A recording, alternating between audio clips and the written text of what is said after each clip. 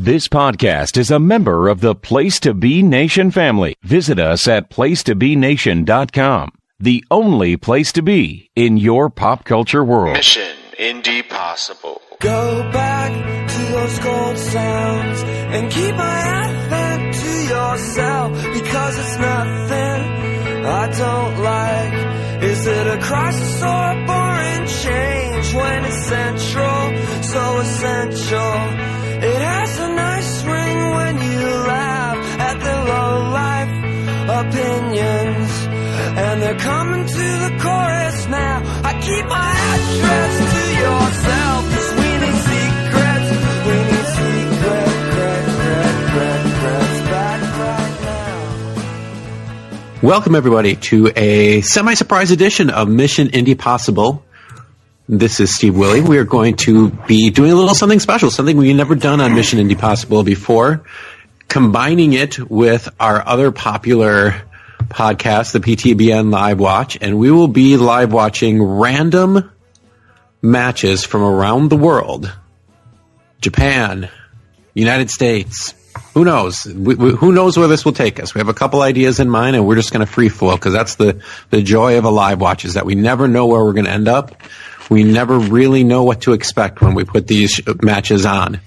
And I need at least one person to watch with me, otherwise it would be incredibly boring to just hear my voice talking over a wrestling match. And so today, I will bring in longtime live watch veteran, Mr. Jordan Duncan.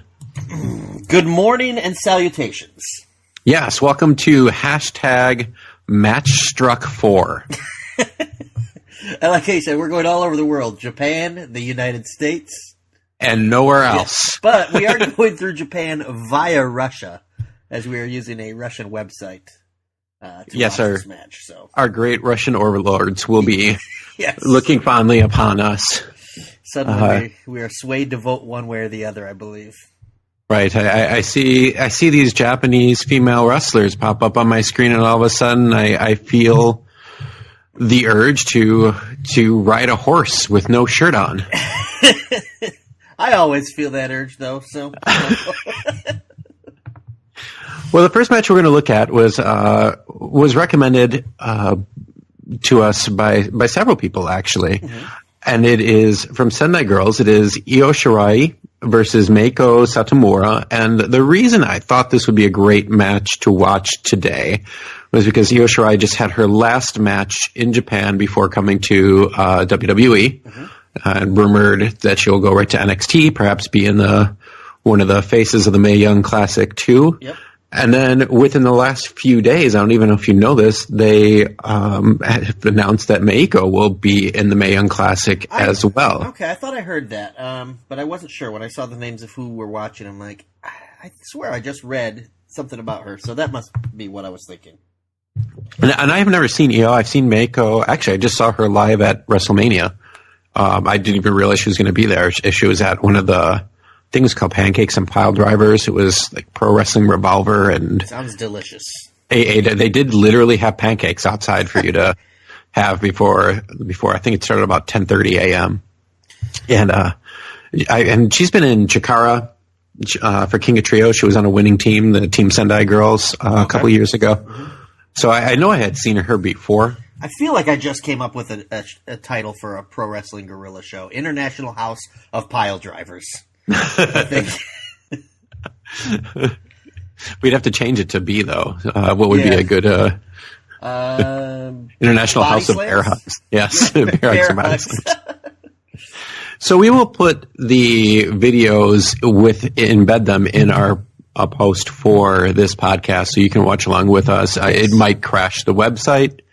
Might give us all viruses, but what we'll do to suffer for wrestling is pretty vast. Yeah, we're all in. Yes. No scalpers on this podcast. Are you ready to start? Yes, I am ready. So I'm looking at a screen that is got some pink and black and maybe a firework right in the middle there. Kind of looks like a video game. Yeah. Yeah, it looks like the load screen, or maybe it looks like the old Titantron beginning for like the DX video for a second. It's the wrong color, All right. So if you're watching with us, click on the link in the info, and we will start it off. Steve, you want to count us in? Sure. Okay. I will count you in. Hold on 1 second. Okay. In 5, 4, 3, 2, 1. Oh, we go right to the image of our competitors.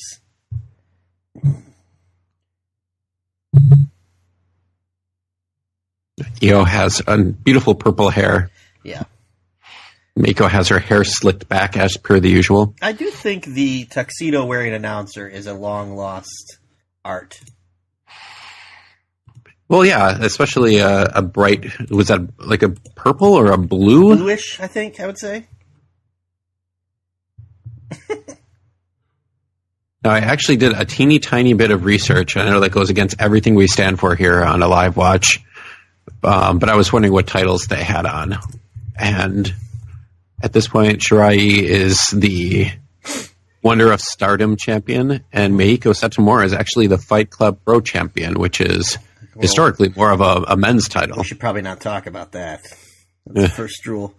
Yes. So are either of these belts on the line? I don't know. I cannot tell. Okay. Well, this star-shaped belt makes me think this is the Wonder of Stardom Championship. Yeah. I will say, I believe this is my first match ever first time ever seeing her in action. Same with me. I have seen Meiko, and I believe Meiko's a pretty famous GIF file. That's her, correct? That I retweeted it a couple months ago, where she just kind of does a moonsault right into someone's knees and bounces off of them like a pinball. Oh, wow. I believe I that's haven't her. seen that. I believe that's her. Wow, Io has a... Or, is it Io or Io? I have no idea. But she is definitely wearing a purple... I can only describe it as a purple tiger mask. Yeah, I was thinking tiger mask as well. I mean, maybe because, it's a tiger in a mask, but as wrestling fans, that's what we think of. Mm-hmm. It's actually a really, really cool mask. And just to give our listeners a little bit of behind the scenes, I just lost my spot for a minute because Brad Woodling won't stop messaging me links to another podcast. That's how you shill, though. Mm-hmm. So, and as Meiko comes to the ring, why don't you, as we're waiting, why don't you tell us about your so podcast series you're working on? Brad and I have been going through our favorite video game systems. Well, not our favorite, really every system that we've owned, whether we like them or not, and giving our top 4 games from each system. We just recorded, what did we record? Oh, the Sega Dreamcast. Mm-hmm. That just launched as we're speaking. It launched this morning. Yep, that should be out by the time you guys are listening to this. I am back to the video now because I don't need a link to that podcast. I lived it. About 3 minutes in. The nice thing is my video continued to play while I was distracted. It's amazing how our dear leader, one step below the Russian overlords, can interrupt, and it's just a lack of professionalism. Yeah, he just wants in on this one without doing the heavy lifting. Mm-hmm. He was invited, turned us down. Something about family. Yeah. Listen, you can find family anywhere. It's hard to find Meiko matches. Mm-hmm. Meiko's got a little bit of Shanna Baszler hair, it seems like, huh? Yeah, she at Mania, you could see how much the female wrestlers respected her, and like you could see where they were standing backstage from where you're sitting, and all of the women wrestlers were coming up to her and talking to her, and I'm assuming asking for advice. Gotcha. Ooh, it's a sign of respect, but they were staring each other down. Yeah. It's interesting to watch a match where you really don't know anything about it. I always wonder how much of the story you can pick up on just from diving in, deep diving. We're not just getting our toes in. We're cannonballing into this thing. Not cannibaling. No. Or Hannibal from the A-Team. I'm a big fan of velvet wrestling outfits. Yeah, which I am too. Meiko has. Katsuyori Shibata is the referee tonight, I think.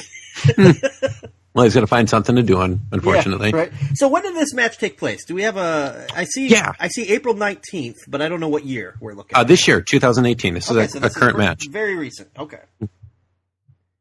And they've had a match before, and I believe it was either December 2016 or December 2017 that was very much heralded as a kind of a...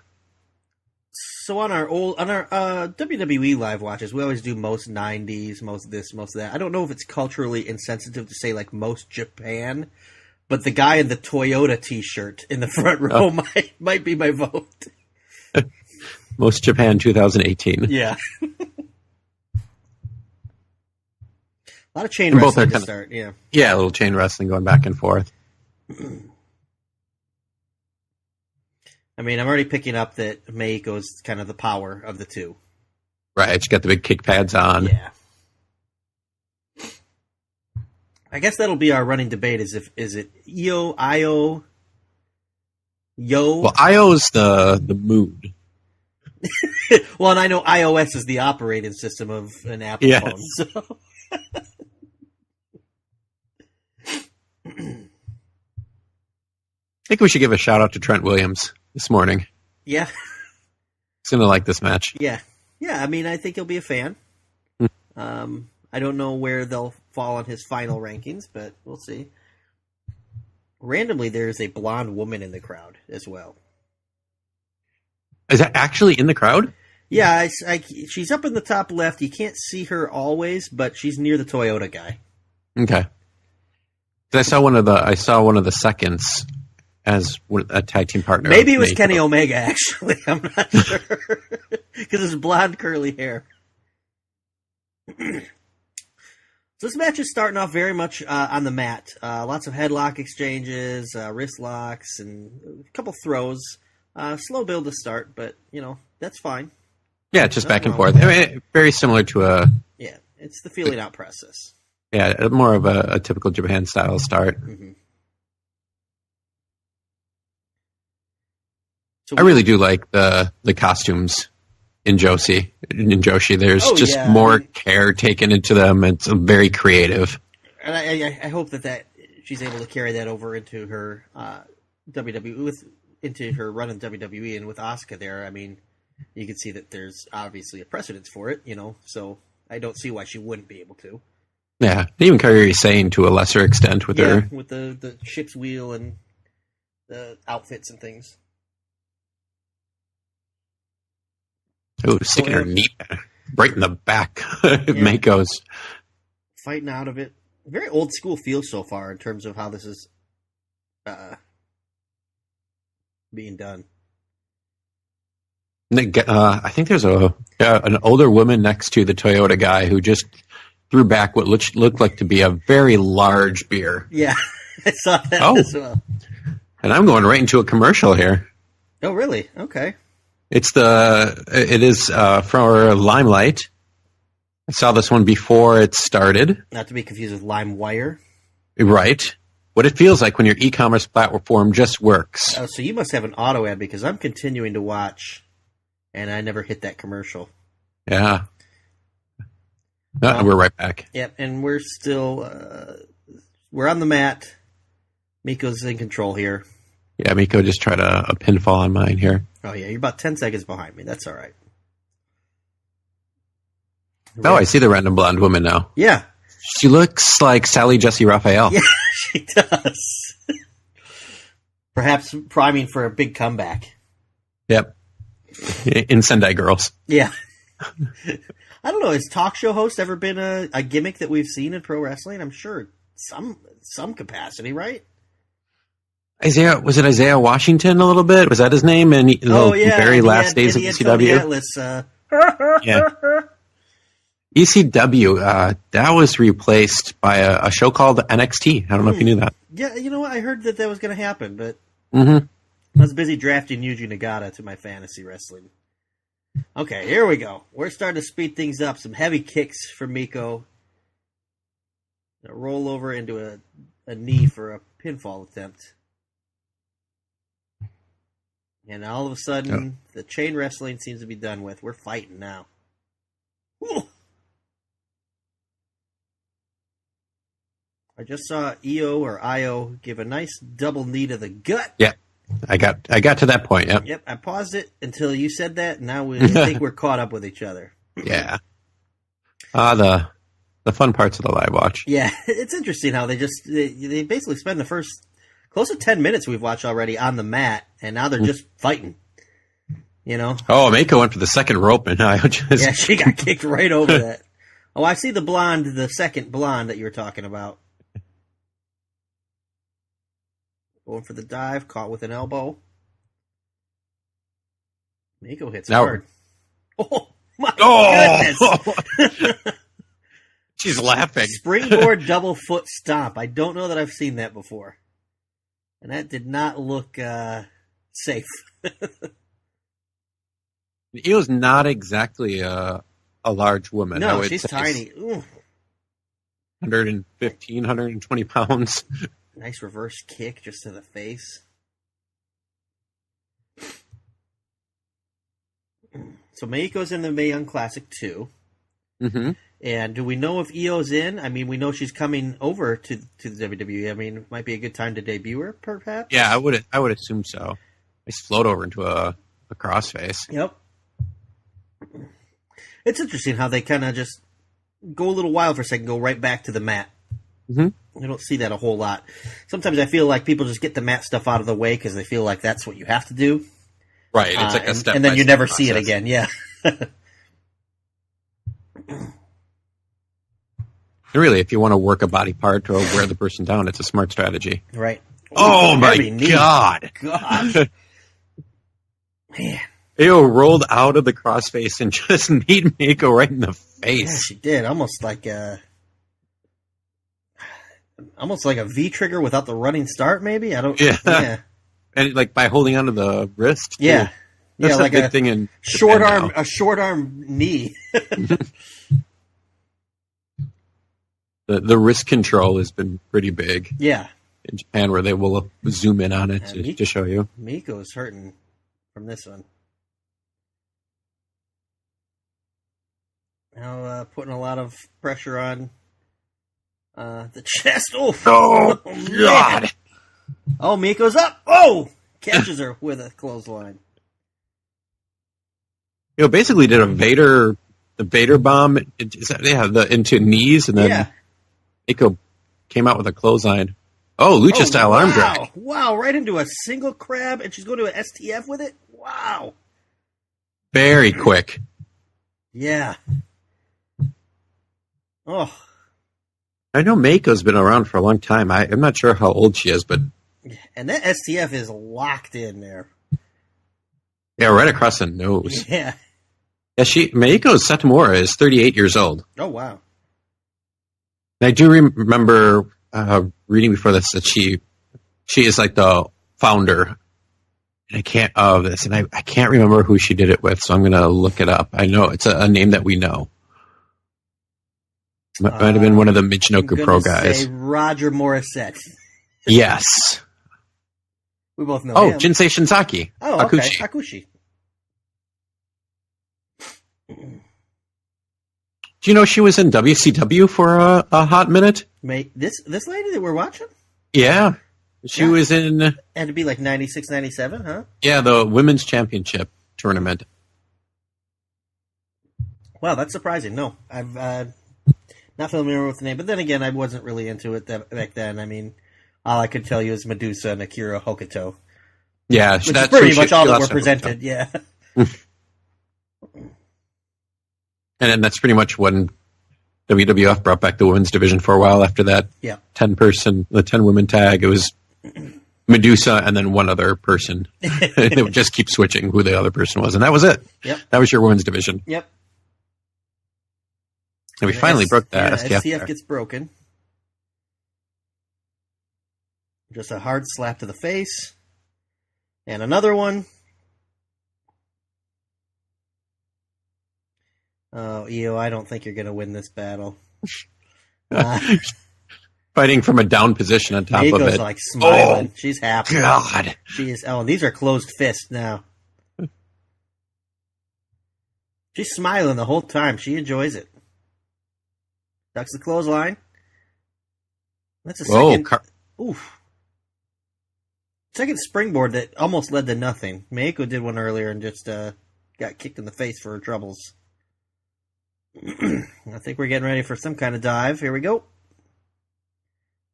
Ooh. Oh, whoa. Suicide dive into a cross body. Yeah, I thought it was just going to be a regular like typical punch we see all the time, and she twisted into a crossbody. Yeah, that was really cool.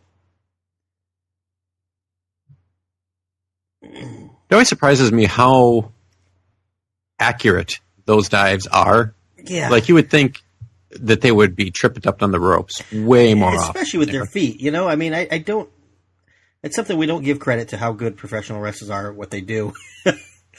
Like, I can't even, like... I was at the movies yesterday, and, you know, like, the guardrail, I tried to walk through it like I'm entering the ropes of a ring, and I still tripped up, just stepping through it, let alone getting a running dive, hitting someone with pinpoint accuracy. When I was younger, I used to do that with fences. I used to try to jump over the top, I was entering the ring that way, and I used to be able to do it. And now I'll start to do it, and I'm like, nope, not going to do it. 619.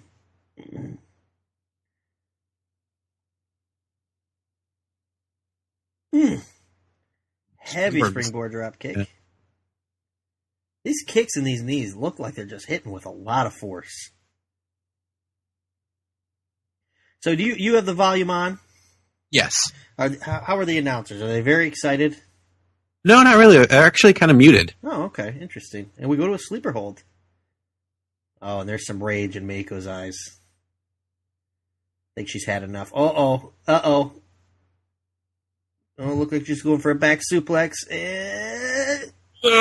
Wait. Yep, there it is. Oh. On the back of her neck and shoulders. Yep. Oh, she's going for another. On the back of her head. The highest of angles. High angle backdrop suplex. Kicks out at 2, but barely. More like she managed to roll her body to the side.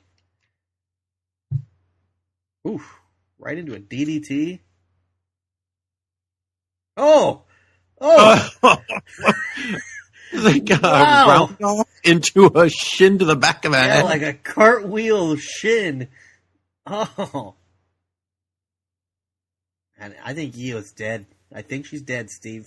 Like a TKO. So what's cool about matches like this is, an uppercut. I have no idea what either woman's finish is, so I'll bite on just about anything. Ooh, showing some strength there. A wrist capture German suplex. Yeah, I thought she had her. She had her dead weighted up there for a few seconds before she went over with it too. What's nice is I don't have my play.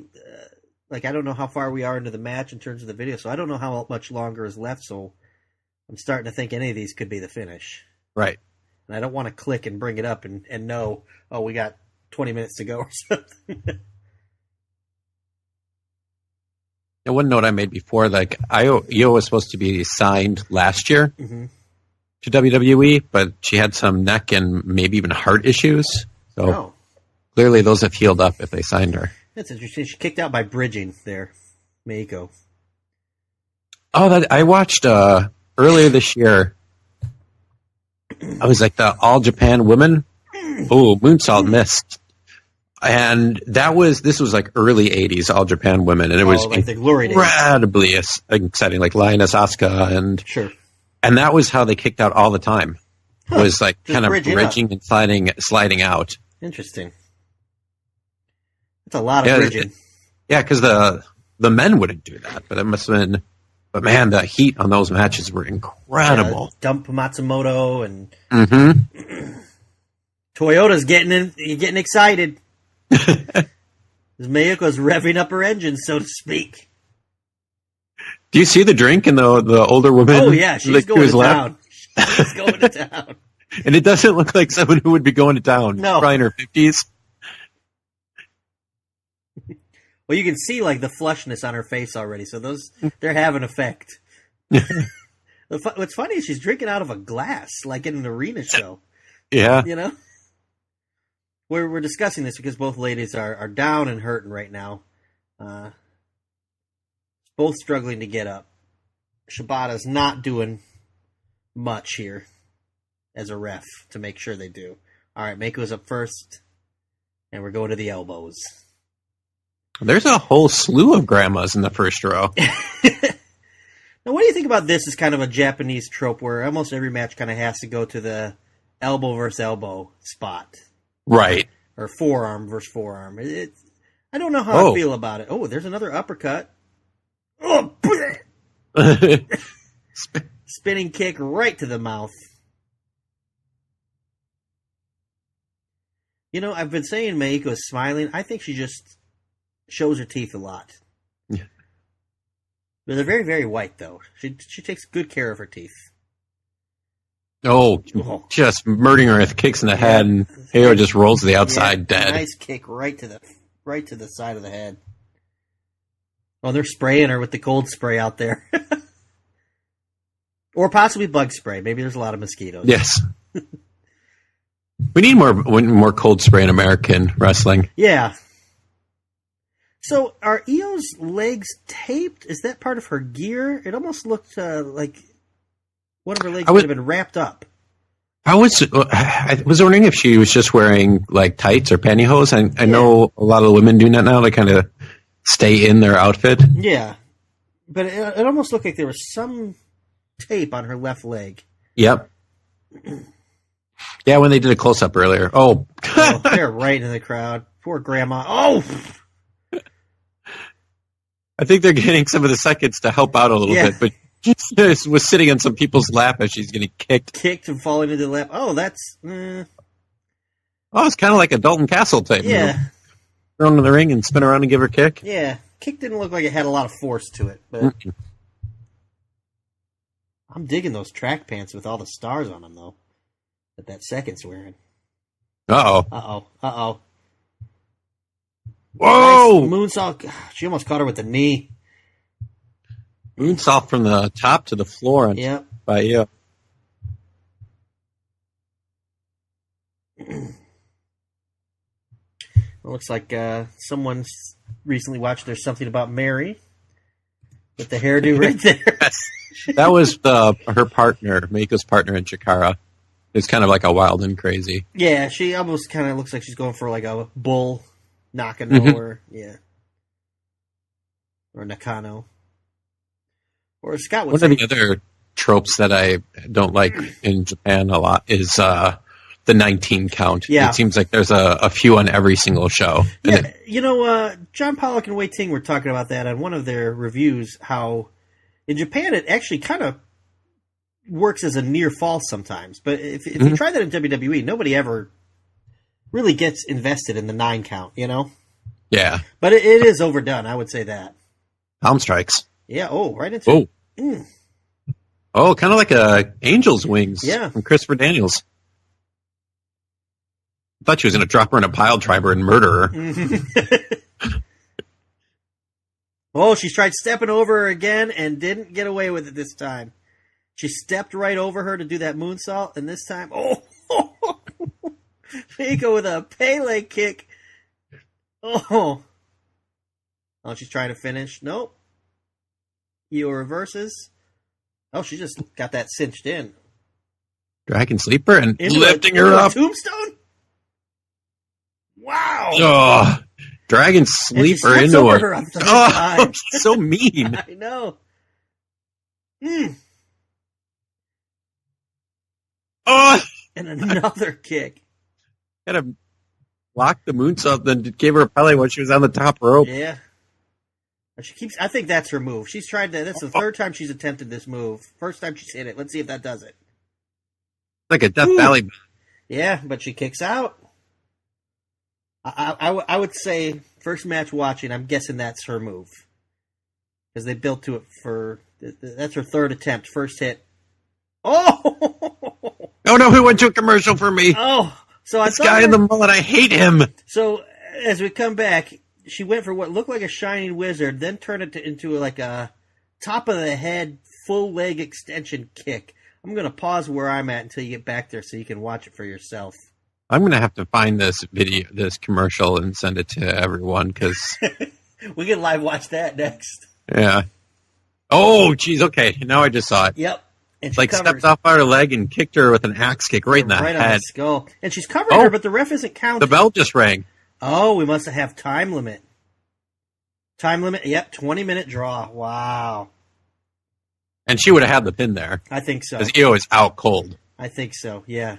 That kick was incredible. It's like you said, a shining wizard where she stepped off the quadricep. Yep. Wow, time limit draw is another thing we don't see very much anymore, huh? No? Surprised it was only 20 minutes. Yeah, it did not feel like that long at all.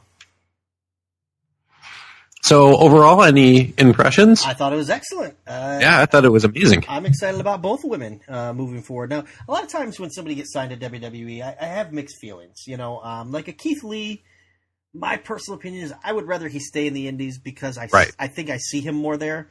But these ladies, this is the first time I've ever seen them. So going to NXT is probably going to give me more opportunity to see them. So in that sense, I'm all for it. It's kind of a case-by-case basis for me. So, yeah, I'm looking forward to seeing both of these two wrestle some more. Excellent. Yeah, and I'm hoping, like, it sure seems like Io's going to be there for the long haul. I'm hoping Meiko gets more than just one look, considering her age. You know, maybe she can be there for a couple years. Well, I mean, I mentioned the Shayna Baszler hair at the beginning, but she really does have a bit of Baszler style with a lot of the matte stuff and just some brutalness to her.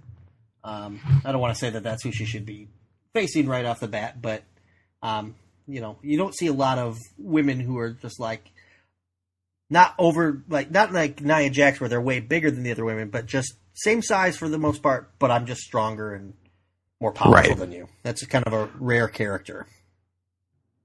And I think that NXT has the ability to bring someone in for a couple tapings, build them up, give them a title shot or a brief feud. And they do that occasionally with the men from England. Like the whole Roderick Strong, Pete Dunne. That really just took over a set of tapings. Yep. But yeah, excellent match. And they got me with a 20-minute draw because it's something we rarely see really in any promotion. I would say WWE, but when do we see time limit draws anymore anywhere? And you know, she was covering her, the ref wasn't counting, and I was wondering what was going on. And it was over at that point. Yeah. I mean, that would have been. I think that would have been the finish. And I'm wondering, just because both had titles from separate. I was just going to say, I wonder if both titles were on the line, and so that's why they got to where they went. And I looked up the match I saw because I just didn't remember the third, and it was Meiko versus Jessica Havoc versus Kimberly, which I think she was added on at the last second after she got let go by WWE, or they mutually parted ways. Gotcha. All right. Well, why don't we pause here for a second, and then we'll be back with our second match. Sounds good. Right after this. Promotional consideration paid for by the following. Hey, pro wrestling announcer Kevin Kelly here. I want to make sure you are all subscribed to all the great feeds here at Place to Be Nation. It's really easy to do. Just head to iTunes or your preferred podcatcher app today and search and subscribe to the Place to Be Nation wrestling feed, which of course includes the full archives of the Kevin Kelly Show, the Place to Be Nation pod feed, and the Pro Wrestling Only feed. Subscribe, listen, and then rate us and leave feedback today. And be sure to give Justin your true thoughts. I mean, don't hold back. After all, he is kind of a jerk. Just listen to Scott. Welcome back to Mission IndiePossible, a live watch special.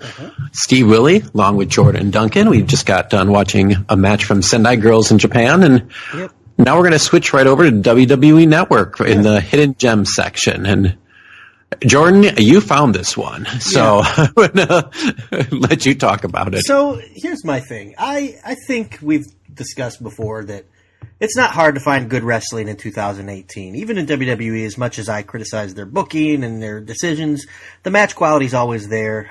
Independence, Japan, you can find it. But I feel like there's something missing from the wrestling that I grew up with. And I had trouble pinpointing what it was until I dug into the hidden gems and I realized, you know what wrestling's missing today, Steve? No. Diapers. It's missing diapers. Ooh. So, if you're following along with us, go to your hidden gems, go to 1984, and look for a match that's titled A Diaper for Cornette. Jim Cornette, a guy who famously thinks that comedy and wrestling detracts from it, apparently is willing to wear a diaper if he loses this match or his team loses this match. So, interesting. Money doesn't equal money. Yeah, I guess maybe it's very serious. Maybe he's got disease. Maybe he's forced to wear the diaper, Steve. Who knows? But we're going to be watching a tag team match.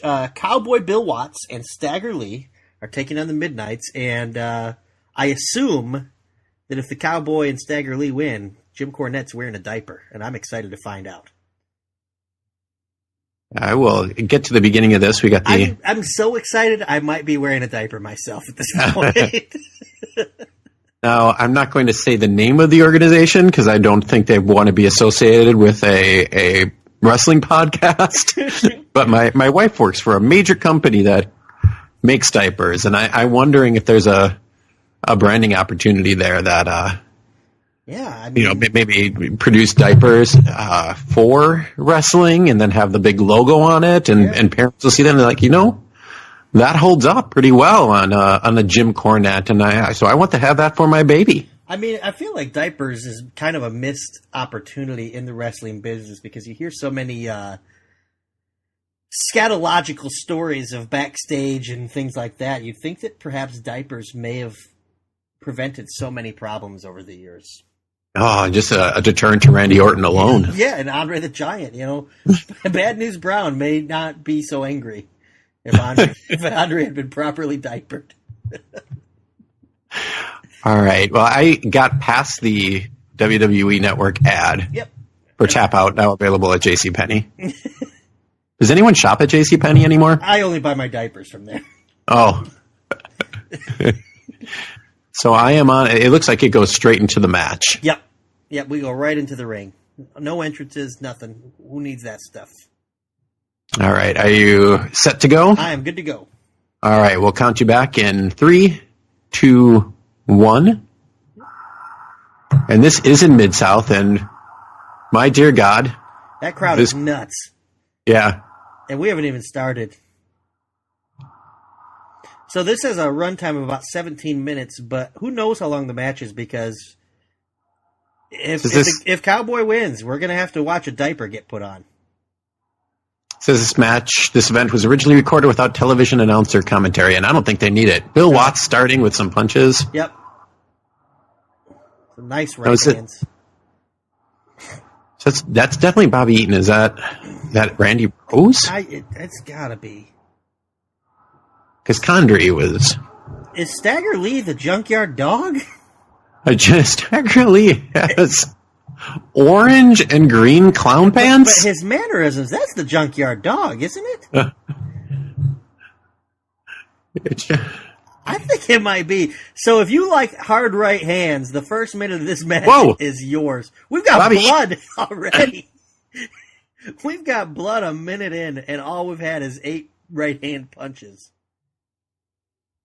Man, that crowd chanting boom with every punch. Well, Bill Watts has his fist taped. Yeah. And this is Mid-South, so Bill Watts is the best wrestler of all time.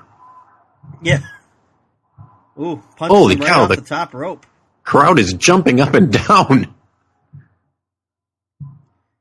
The Cowboy doesn't need to do anything but punch people.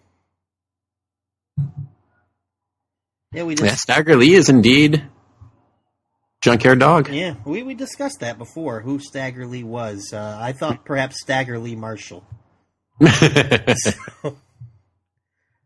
of the Miami Hurricanes? Is that what he's trying to say here with this outfit? Green and orange. I'm not sure what other... I think of the Hurricanes. I don't know any other organizations. 7-Eleven, perhaps? Well, JYD lost a loser leaves Mid-South match Okay. to Ted DiBiase and Matt Bourne. So this is a dirty yellow dog type situation. Yeah, the old 80s trope, like everyone knows who it is. And and he's getting in on the action. What, is he fondling? What is yeah, Junkyard Dog, I think Junkyard Dog's hand is down. Maybe that's how you properly size a diaper. Oh. This match consists solely of Bill Watts punching people in the face. And the crowd loves it. Although the crowd we can see is at least seated now. Right. Try to tag in. Bobby Eaton trying to tag. Bobby Eaton tags in, staggeringly gets punched in the face. That's great.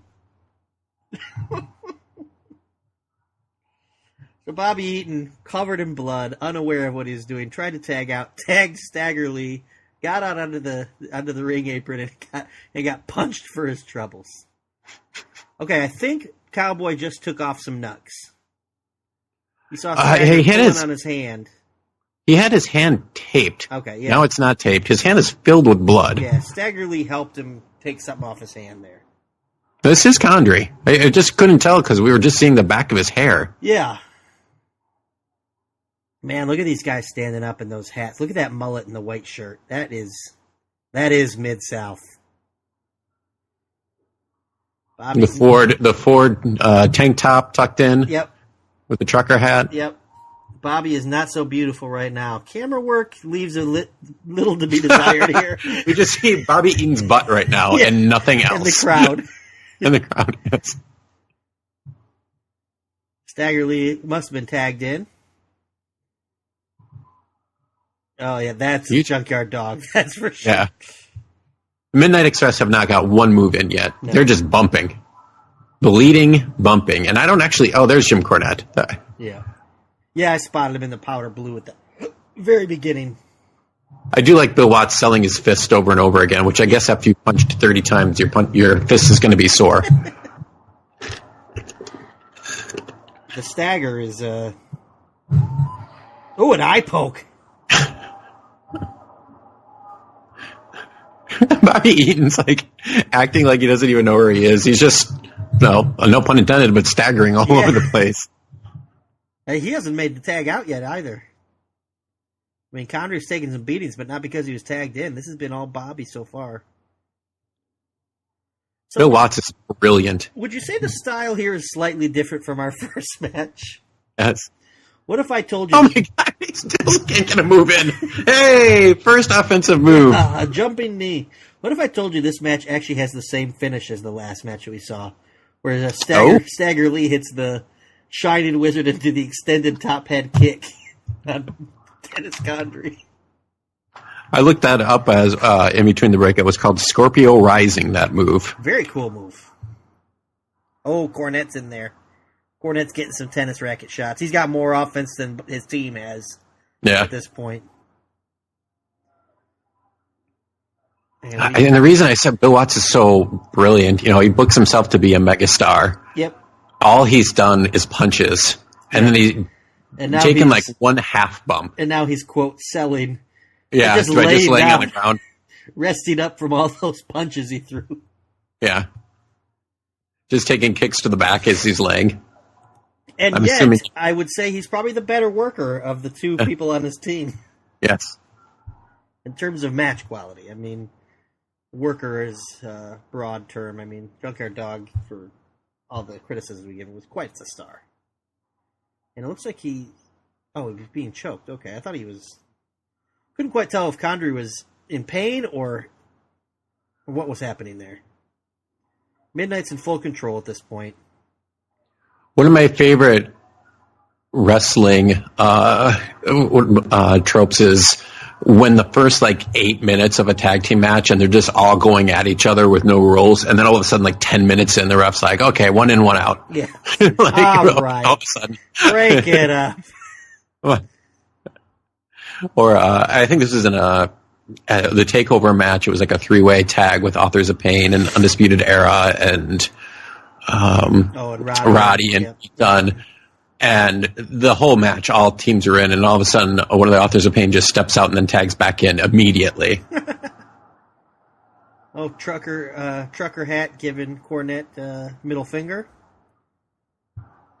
And there's an old mom and adult daughter in the front row pretending they're rocking Jim Cornette to sleep. We came for diapers.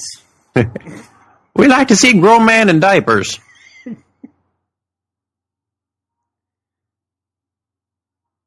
Stagger reaching, thinking maybe he can reach Watts from there.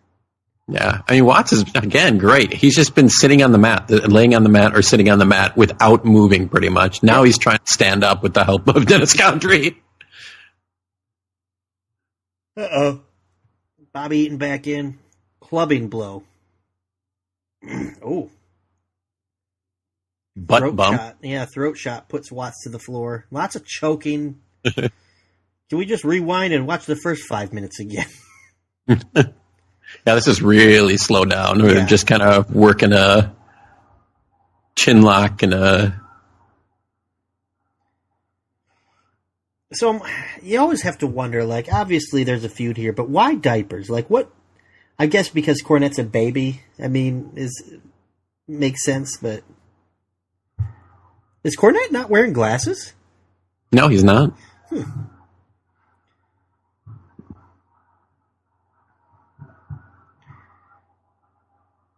We got a full-on cowboy hat in the front row. This is really slowed down. Really slowed down. So we talked in the last match about how people start with mat wrestling a lot and just get it out of the way, whereas the ladies, they went to the mat, then did some spots and went back to the mat. This one has gone to the mat, and I'm not sure we're going to recover from it. Yeah. And I don't mind, like, chain wrestling mat work or in this case, sitting down on the guy to wear him out, especially after you're going full tilt. But when Watts is just laying on his stomach and occasionally tapping his feet, and that's his way that he's working out of it, it's like, okay. And I mean, even the chin lock, there's no real reason why chin lock compared to, I mean, he's got a leg taped up. Mm-hmm. Like, put him in a single crab, a half crab. And even Eaton, who's known for selling well, is just occasionally cranking every 30 seconds and break the eyes now. Yeah, there's a rake of the eyes. Watts is down. Still laying down on his stomach. Elbow. Big smash elbow. Go right back to the chin lock because, deliver that elbow to the mid-back, then wrench on that chin. And if you're protecting your manager, I think you would be trying to wrap this up as quickly as possible via cheating, low blows, small packages, and get the heck out of there. I also think, too, watching this match, now, granted, there's still some minutes to go and things can change. I think that WWE's a little liberal with the term hidden gems at this point.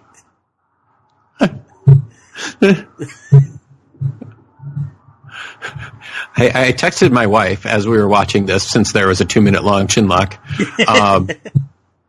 and told her about the possible branding opportunities for diapers and wrestling.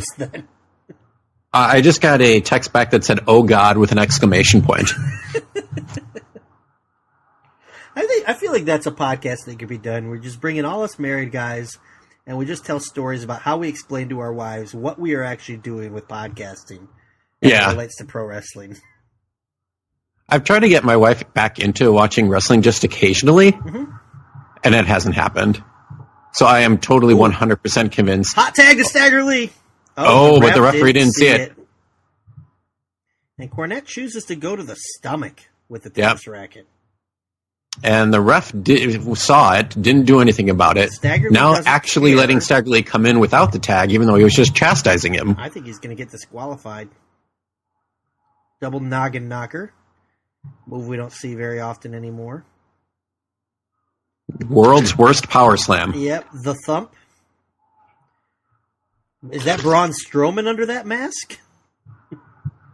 Oh, Cornette tosses the tennis racket. Eaton hits Stagger Lee in the throat. Right in the throat. Are we going to get an Alabama? No, he's just going to go for the cover. Now, Bob Eaton has a pin, and the referee not seeing it. Who's legal in this? Stagger Lee's not even legal. You know, there's a great debate in wrestling about how much a match is laid out and just letting guys call it as they go. And I think this is an example of, maybe just lay out the whole thing ahead of time. Cornette handing cocaine, I believe, to Bobby Eaton. Yeah. Oh, and it backfired. A face full of coke. He's going to need that baby powder if he gets that diaper on. Is he going to win off a body slam? Oh, my gosh. He did. Oh, my gosh. Now, the crowd loves it, so it did its work. Yeah. I'm looking at Pro Wrestling Only, and the two people who reviewed it, one I believe is Marty Sleaze. Okay. 4.25. What? Out of how many? And then the next person, 4.5. Out of what, 20? Is that Magnum TA celebrating in there? That is Magnum. Who's the older guy in the Nelson Mandela? I think. Pope John Paul? Why is Ernest Borgnine in the ring? Abe Vigoda ready to put a diaper on. It looks like Abe Vigoda in drag. It's the Grand Marshal of Ceremonies. Official diaper administrator. No, now Magnum and Bill Watson, Stagger Lee have Cornette, and they're just beating up on him because they're big bullies. Is this guy the great and powerful Oz, perhaps? It could be. Cornette trying to get out for the 8th time. Could be Betty White with a shaved head. He's really milking that crowd by standing motionless in the corner. This is not a diaper, by the way. No, this is like bed sheet. It's a bed sheet. And what has he got in his left hand? Is it a baby bottle? Oh, a giant, oversized baby bottle. Yeah.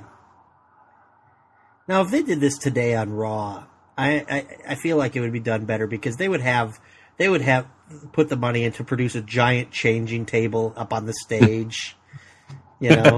Like Jim is accepting his fate. Jackets come off. Question is, will he go fully nude? I don't think so. Oh, and Stagger Lee's putting on the suit coat. I don't think that's going to fit. To quote Tommy Boy, fat guy in a little coat. I'll give him the tie. Yeah. Jim Cornette selling this like it's the worst thing in the world. Yeah. Oh, he ripped his pocket off his shirt. Bill Watts ripped his pocket off. Jim's got the shirt off. Oh. What is that? If you just turned it on now, this would... Like, if someone walked into the room as I'm watching this, I couldn't say, no, they had a wrestling match, and now he's got to wear a diaper. I don't think... Oh, schoolboy! What's happening? Oh, Cornette is a... Funny does not equal money. Oh, it's not the diaper. That's the sheet. This needs to be sanitary, this diaper. Mm-hmm. Bill Watts can't figure out how to fold it. It's literally just a bed sheet. Yeah. Probably taken from the hotel. See, I thought for a second they were laying the sheet down and a diaper was going to be administered, but nope. Yeah. And ironically, Jim Cornette's underwear is far more embarrassing than the bed sheet. Oh, his baby powder. Yeah, a whole thing of it. Yeah. Is that the safety pin, perhaps? They're not going to circumcise him, are they? No, Stagger Lee does have a giant baby bottle. Yeah. I don't think this would play well today. No, this is some sort of odd fetish that they're getting way too much pleasure in doing. Keep in mind, folks that are listening, Jim Cornette believes people like Kenny Omega are ruining wrestling. Yeah. And that Colt Cabana can't draw a dime because no one wants to see comedy in wrestling. And he kept the bottle in his mouth for about 7 seconds. Yeah. And he's currently wearing a really missized underwear, a bed sheet that's really like a toga, and a pair of black dress socks. Asking him to parade around like a woman. He understands that diapers are for children, right? Did he just the heck just happened? I have no idea this what's going on. This is sexually fetishized. He just staggeringly just gets him straight hard on the mouth while he's supposedly wearing a diaper. As Bill Watts is asking him to parade around like a woman. They know what diapers are for, correct? Mm-hmm. Well, let's hope this one stays hidden. Oh my. And that's about it. Next episode, Blood and Guts. That was something. I apologize. Well, I guess that. I mean, we look for the weird, wacky, and wild. Yeah. And in a way, that was a hidden gem. Yeah, for us. I mean, if we were rated as a gem, like maybe as a rock. Yeah. Like, I mean, I think Cobalt? it's obvious it would be talcum. Talc. That's true. Just straight up talc. So which match do you think was better of the two so far? I had talked to our buddy Glenn Butler about if we just went through all the hidden gems and rated them on the most scale of mineral hardness. Oh, we could do that. Yeah. Like as the 10, basically a 10-star scale. Yeah, let's do it. Okay. And ironically, talc, I've used it ironically a lot, but I'm going with it. Defined it is a value of 1 on the most scale of mineral hardness, which is the lowest you can get. That's exactly what I think we would rate this match then.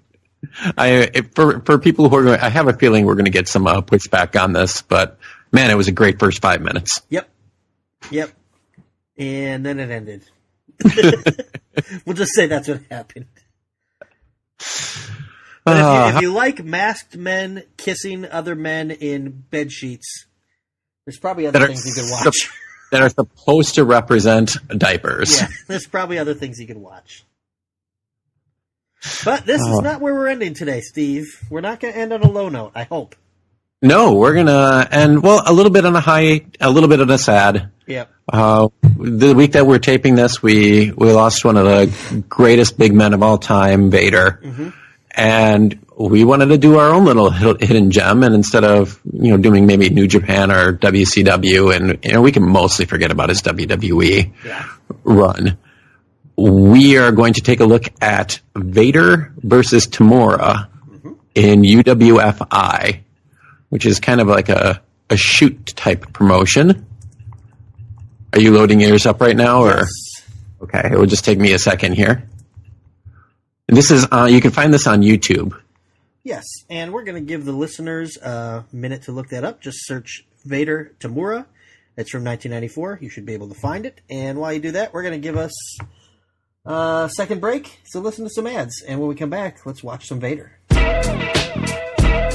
Place Me Nation's JT Rosero and Chad Campbell here. We want to let you know that we have a ton of great podcasts available to you on iTunes, Stitcher, Google Play, and PlaceMeNation.com. We offer them to you on 2 great feeds. On the Place Me Nation Wrestling feed, we bring you the Mothership, the Place to Be podcast, along with Main Event, Survey Says, the Monday Night Wars, and our monthly pay-per-view reaction show, as well as Jeff Learns Wrestling. In addition to these full-length shows, we also deliver special network podcasts and pod blasts on topics old and new. Over on the Pro Wrestling Only feed, we dive deep inside the wrestling business with a stacked army of experts leading the way.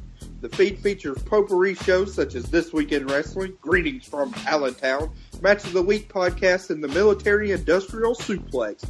We also have shows that focus intently on certain topics like Through the Years, Worldcast, Strong Style History, Strong Style Story, and Mount Olympus. Plus, the feed has the full archives of legendary shows like Titans of Wrestling, Where the Big Boys Play, Letters from Center Stage, and Letters from Kayfabe, plus much more. And on our very popular Place to Be Nation Pop podcast feed, we offer such great shows as Talkin' Pop, the Glenn Butler Podcast Hour Spectacular, NBA Team, PTBN Play, Sunday Groove, Breaking Balls, and Lucha Undead. As well as a veritable podcast heaven for comics fans. With the Hard Traveling Fanboys, Sellers Points, Todd Weber's Conversations, Geek and Sassy, and Marvel Age podcasts. You can find all of these current shows, plus archives of our past podcasts, including The Kevin Kelly Show, as well by subscribing to both feeds on iTunes. And while there, be sure to rate and leave feedback today.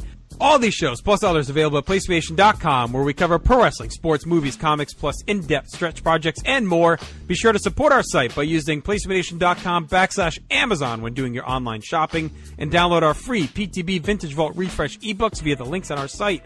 We also want to thank our friends at Boneheads Wing Bar in West Warwick, Rhode Island, and Fall River, Massachusetts, and thehistoryofwrestling.com. Be sure to follow us on Facebook, Twitter, Instagram, and Tumblr as well. PlayStation.com, the only place to be in your pop culture world.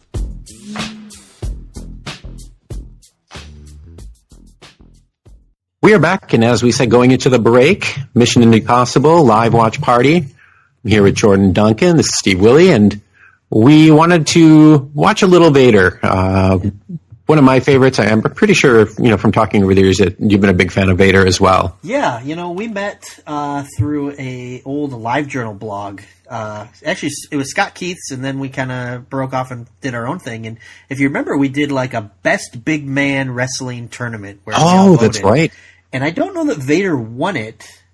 I don't remember if he did, but he was the one I stumped for heavily to win it. It was Vader was in there. Big Boss Man was another one we had rated very highly. I don't know who else, but I do remember that, and I remember Vader went pretty far. He should have won, whether he did or not. I take Vader over Big Boss Man every day of the week. Same here. I want to say Bam Bam did okay as well, but again, Bam Bam's got some high highs, but I don't think he has the sustained career of Vader. Right, and not as... You wouldn't think of Vader as a diverse guy, but as we're going to see now, and I don't know how much of these I've seen, but kind of like the semi-shoot style.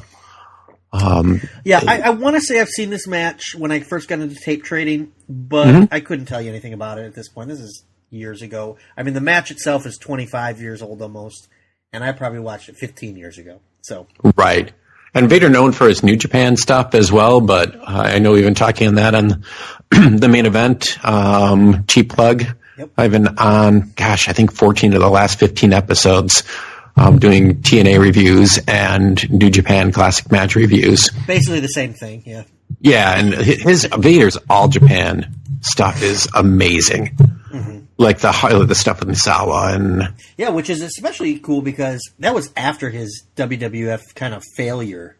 Right, calling him a fat pig. Yeah, I mean, it started off well. Like, 96 Vader's okay, and even in 97, I think the matches are still good, but, Vader in 98 is just kind of a huge waste, and I don't even put that all on WWE because he was probably the biggest he'd ever been and things like that, but, yeah, to see him come back right away and just start having good matches right off the bat, And I mean, you could say, well, it's with Misawa, but I mean, I'm not a big Akira Taue fan, and there's a really good Akira Taue match. Yep. So, yeah. Just, stiff forearms and mega power bombs and... Yeah, lots of fun stuff. All right, so as we said going into the break, this is on YouTube. If you type in Vader space Tamura, Tamura, it is the first thing that comes up, and this is recommended to us by Chad Campbell, our good buddy, who could not be with us today because, as we said, family comes first, I suppose. I challenge Chad Campbell right now. Steve and I are going to team up. We're going to take on Justin and Scott, and if we win, Chad has to wear a diaper. Oh, very good. Yeah. And not look at Attitude Era matches because, who hasn't done that? Right, exactly. Come on. All right, we will be starting this. It's about 13 minutes and 50 seconds. It looks like it starts with a brief interview with Vader wearing the coolest ass 90 shades that you've ever seen. That do not fit his head. Yeah, way smaller than it should. All right, we will count back. Are you set on the screen? I'm good to go, yeah. All right, 3, 2, 1. I'm here tonight to fight with Tamura and win that fight. I never thought Vader's voice really fit his... Yeah. I guess I just always expect deeper, gravelly, like, monster voice. Like Dr. Claw from Inspector Gadget. I had the volume up for that. And he said he is willing to... he's happy to fight Kimura, and he's going to win the fight. It's like you said, not the best promo, and then he'll go on to the final and doesn't care who he has to face. So this is a tournament of some sort. Are we watching New Japan, or is this the Rings promotion? I think this is UFI, and I could check that. Okay. As we Kiyoshi Tamura, correct? Yes.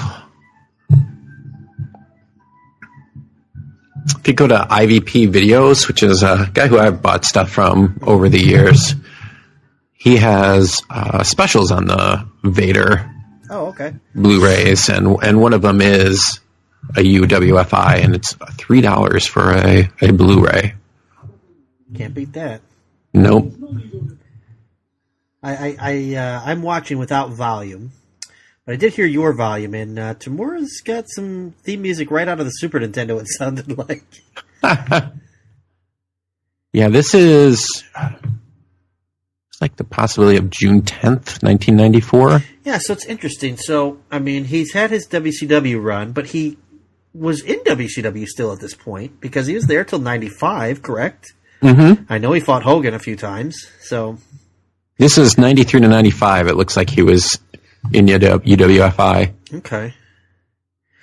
It actually looks like a pretty darn sweet Blu-ray. Japan's history is very interesting because there are different promotions and stuff, but you see a lot of the guys work with each other, and, you know, I think this is still where Vader was more linked with New Japan. It wasn't All Japan until he left the WWF. So maybe he's here representing New Japan rather than WCW. What was great about the entrance here is that it was very similar to Virtual Pro Wrestling 2, where you see them briefly in the locker room. Yep.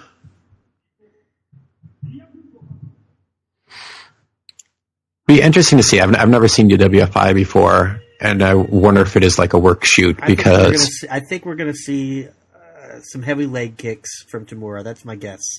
Yeah. Oh, yeah, they announced him as from WCW. Okay. Yeah, I heard that.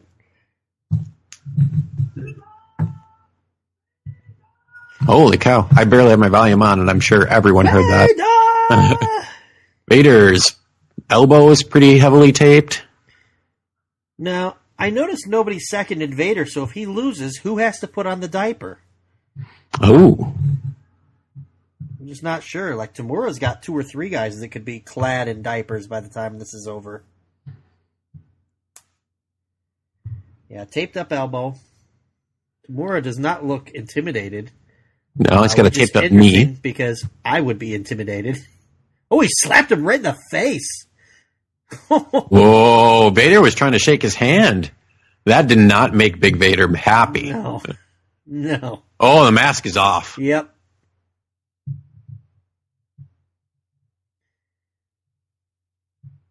Okay, here we go. This could be anything. I mean, this could be a lot of strikes. We could be spending a lot of time on the mat. As I said earlier, I want to say I've seen this match, but I can't guarantee it. And if I have, though, it's been over a decade. Yeah, Kimura's looking to kick there. He's looking for the kicks. I wonder who would win in a real fight between these two. Yeah, I mean, like a sanctioned fight, or like they're backstage and they're mad at each other fight. They're backstage and they're mad at each other. Yeah, I mean, if Vader threw a punch right away, it could be over. Yeah, I feel like if the space is small enough and Tamura can't move around, I don't know that he's got much of a chance. But I would be intimidated no matter what my background. Yeah. Well, there's just one swift strike from Vader that kind of staggered him a little. Stagger lead him. Yeah. Tamura's strategy is just kick the thigh. Yep. Which is an effective strategy, I mean. Trying to lock out that leg. But Vader is padded down there. Yeah. And so he's showing no signs of feeling anything. Oh, there he stretches it out a little bit. So Japan had this weird fetish for a while where they would take like MMA guys and put them in the ring with professional wrestlers, and the professional wrestlers would just get slaughtered. And that, in a way, that really hurt New Japan for years. And in the long run. In the short term, of course, those guys were big stars. Okay, we're finally locked up a little bit as Tamura has a leg, but okay, it says 14-15. Are we keeping score? Oh, maybe it's a rope break? Oh, could be. Yeah, could be. 15 rope breaks seems to be a lot. Yeah. Now, I know some of the old Japanese, I don't know that UWFI was, but they had, did we just get a replay? Yeah. Okay. They had like rounds, like 3 to 5 minute rounds. I don't know that this one, I know the Rings promotion had that. Mm-hmm. Not a lot happening just yet. Just some hamstring kicks. Yeah. Big ham hocks being kicked. I'm waiting for Vader to pull out the handspring shin kick to the back of Tamura's head. Oh, Vader's got him in the corner now. Oh, liver punch. Oh, Tamura's fighting back. Some quick hands and a big kicks to the legs. And try to hit him in the head. Vader shakes it off. Yeah. Here's the replay of that. None of those hands hit, but the legs and the kicks did. And he's trying to get that leg again. Oh, Vader down to one knee. And Vader loses a point again? I think it is a rope break. Yeah. I wonder if no one told him the rules. It was like the Ring of Honor, the pure title matches where you lose rope breaks, and some of them didn't realize it. Ooh, that one hurt Vader. That leg kick got him wincing. Yep. No, he's wincing on those kicks now. And we're going to see it again. It's a very odd production. Yeah. Like, it doesn't even make it look like... He's going into like a heel hook there, huh? Yeah. Oh, he got it. No, Vader's kind of rolling out of it. Into the ropes again. Down to 12 rope breaks, people. Yeah. Your last 12, Vader. Use them wisely. Wasn't there a match in WCW that Dean Malenko had to lose because of some odd rules that no one told him about? Yeah, that was just before they all left for WWF. It was like catch can. I think it was probably, I want to say against Kidman. And he left the ring, and that like disqualified him. Oh, Vader just clocked him. He just clocked him, man. 12-12. Wow, a knockdown's 3 points, I guess. Oh, okay. So if you get to 0, it's over? Maybe that's when you got to wear a diaper for the rest of the match. Well, Vader might be wearing a diaper anyway. Yeah, I mean... See, I don't think there's anything wrong with wearing a diaper in the match because it's one less thing to have to worry about being distracted with. You got somebody locked in like the camel clutch and you just got to go to the bathroom really bad. Do you let him go? If you're wearing a diaper, you can just do what you got to do. Oh, Vader threw a punch and fell down. Yep. Which is actually, it might have been on accident, might have been on purpose, but makes sense with his leg hurting. Yeah, Tamura's really going to that leg. Vader's good strategy. Another rope break.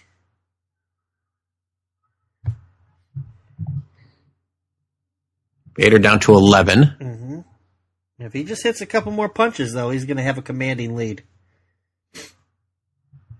Hey, I'm surprised Vader's not throwing haymakers. Yeah. Well, he's fallen down when he doesn't connect with them, so... Yeah, earlier on in the match, I meant. He's really walking on that leg pretty gingerly at this point. It's hard to tell the crowd, like, the way it's lit, but there's definitely some open front row seats. Yeah. They're locked up now. Oof. Vader's hitting him. Is that a knockdown? Oh, he got up right back away. Oh, not that he time. He went down again. It's 11-9. Interesting concept here. Or maybe it reminds me of... Go ahead.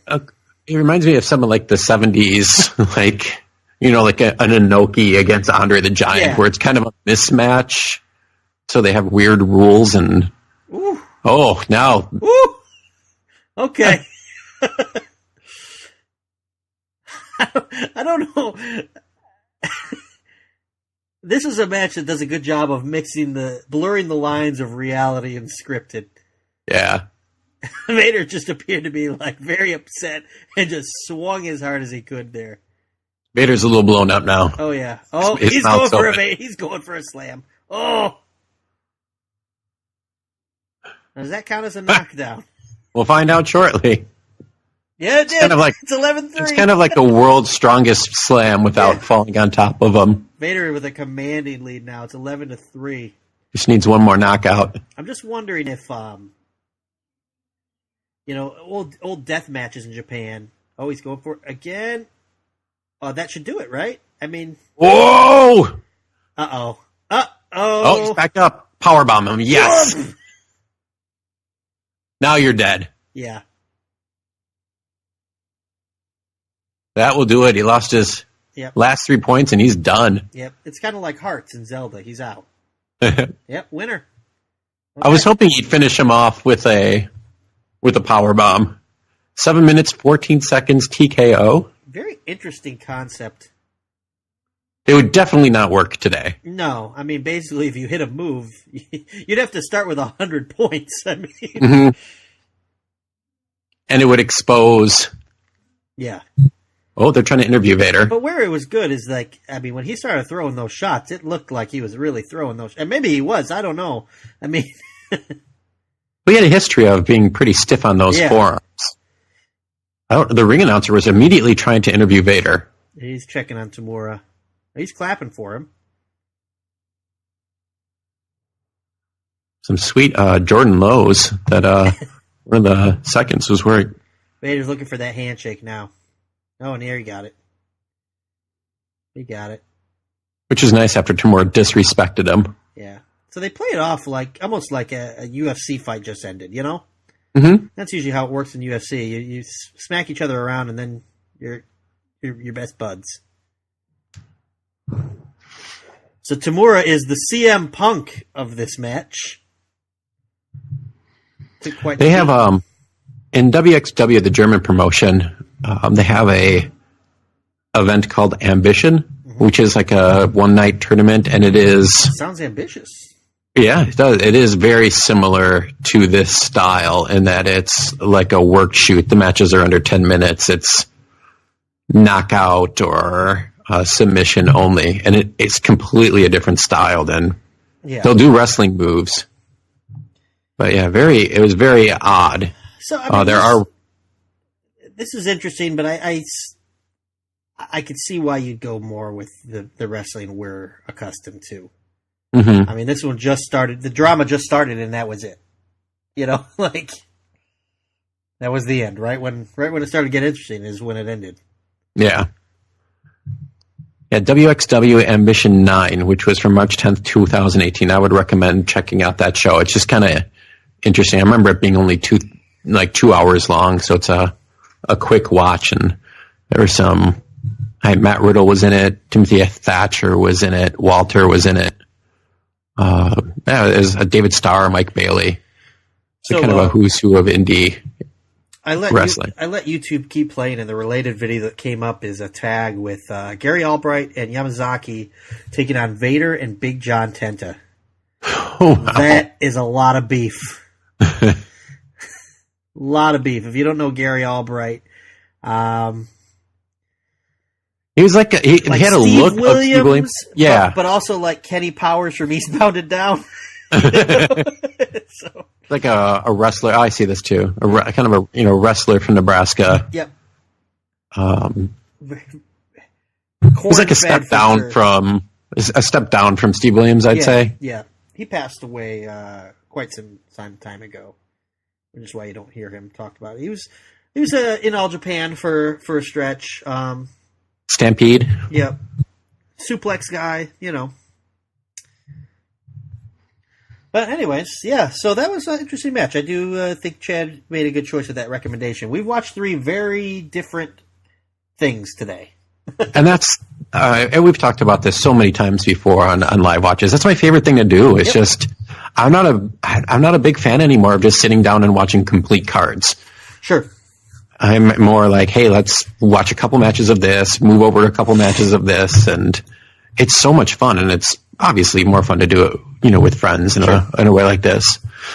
Yeah, I think this is a perfect format to watch Jim Cornette wear a diaper. I mean, you've got somebody to mock it with. I don't know that I'd watch that alone. Well, we went from a strong style Joshi match from 2018 to a 1984 Mid-South match that was more of an angle to a 1994 worked shoot style with the now late Vader. So, I mean, you can't get much more diverse than that.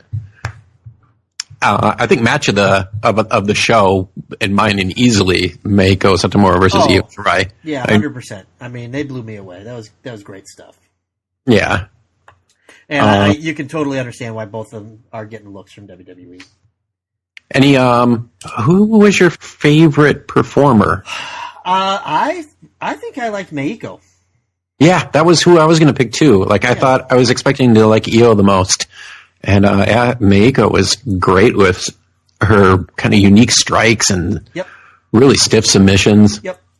Especially, too, like in the Joshi world, and I guess even in like men's wrestling, as I talked about briefly, usually when you see like the powerhouse, but especially in Joshis, it's like the Bull Nakanos, Nia Jax, like these big ladies, So it's kind of cool to see somebody who's just kind of the same size. I mean, she's a little wider than Io, but she's not overpoweringly, doesn't stand taller over her, but she's just presented as so much stronger and more powerful. Right. So I thought she was really, really good. Who was your least favorite performer? Gosh. I want to say, like, my gut instinctively says Stagger Lee, but I think it was Bill Watts. I think so. I think the reason why Stagger Lee really wasn't in there much, if he was in there more, I'm sure he would have gotten it. Right. The fact that Bill Watts was in there for the most of the match, and all he would do was punches, and they were good punches. Sure. And then, for several minutes lay on the mat and do nothing but kick your feet. Yeah. Oh, wait, no. My least favorite performer was the Wizard of Oz or whatever. the diaper Grand Marshal. I have no idea who that was. He did nothing to like work the crowd. Like he could have been waving that sheet around, showing some excitement. Instead, he just stood patiently in the corner, waiting for Jim Cornette to undress. I think I've settled on a combination of George Gershwin, the Riddler from the original Batman, because that was kind of like the outfit. Yep. And then in later years he kind of looked like that, and like I said, like a shaved head Betty White. Yeah, or almost like Alfred Hitchcock too. He had the shape of the body shape of Alfred Hitchcock. So I don't know. A lot of questions I have. My favorite fan by far was the 50-year-old women just sucking back the 24 to 32 ounce. Beer. Yeah, it is funny. Like when you could see her, like you could legit see her face was flush and the redness in her cheeks. She was having a good time that night. And I cannot recall seeing front row fans at a Japan show like drinking.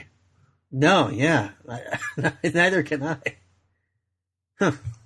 All right, well, I think that's going to do it for us. We have a whole bunch more matches that we could take a look for, but unfortunately, and we're always open to suggestions too. Oh, absolutely, especially with the hidden gems. That was kind of we knew we were going to do a hidden gem, but we just picked it as we were in our break, basically.